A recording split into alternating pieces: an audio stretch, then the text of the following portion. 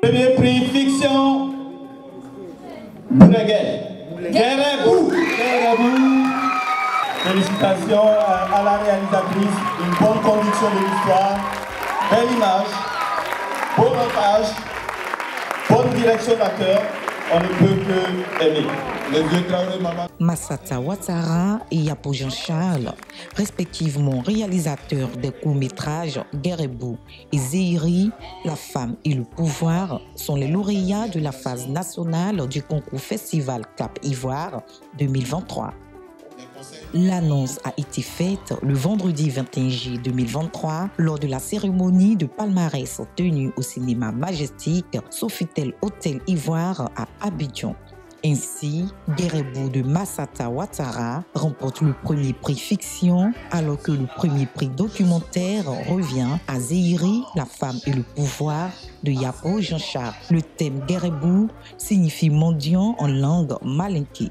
Massata Ouattara, étudiante à l'INSAC, Institut supérieur des arts et de l'action culturelle, veut à travers ce court-métrage rendre un hommage à son père qui, orphelin, a connu la souffrance en tant qu'enfant mendiant. J'ai réalisé ce film pour rendre hommage à mon papa.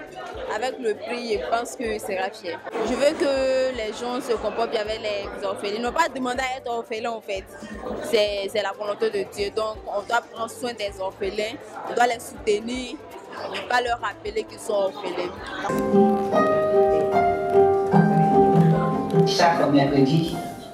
Quant au premier prix documentaire, Zéhiri, La femme et le pouvoir, Yapo Jean-Charles, lui, s'est intéressé au pouvoir de la femme dans la société d'Ida. Dans ce documentaire, je parle d'une dame qui est chef du village, dans un village à Divo, voilà, qui dirige elle travaille avec des notables hommes. Voilà, c'est pour la première fois dans leur village. Donc ça m'a donné l'occasion d'en parler. On a déjà les femmes présidentes. Aujourd'hui, je vous montre une femme chef du village. Demain, est-ce qu'une femme peut être chef de famille ou une femme peut être propriétaire terrien? La question reste posée.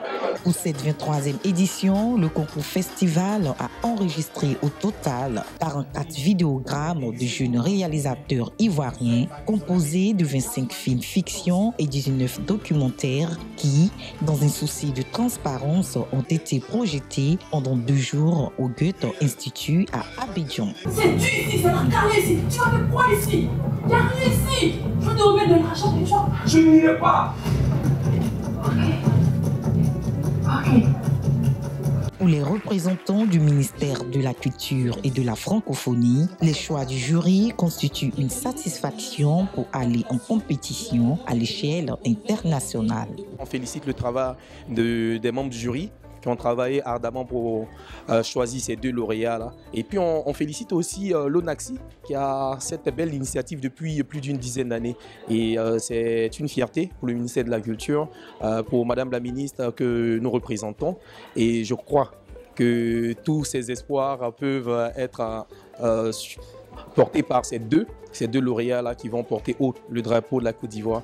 Je suis très satisfaite parce que ce n'était pas évident. Nous avons eu à voir tous les films qui ont été projetés depuis le 17.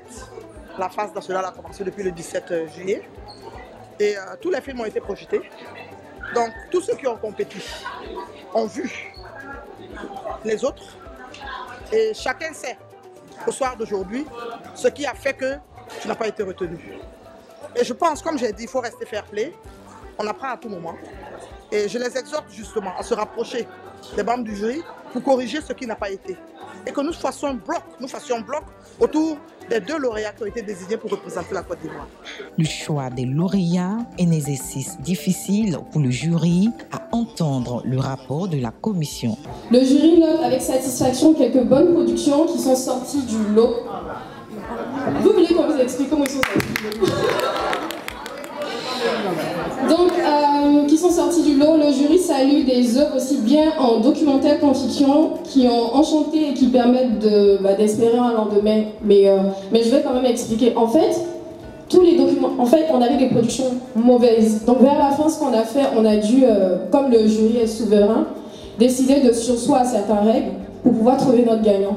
En plus des critiques à l'attention des jeunes réalisateurs, le jury a également fait des recommandations à l'ONACSI afin d'améliorer l'organisation du concours festival Clap Ivoire et aussi l'image de la Côte d'Ivoire les années à venir à l'échelle internationale.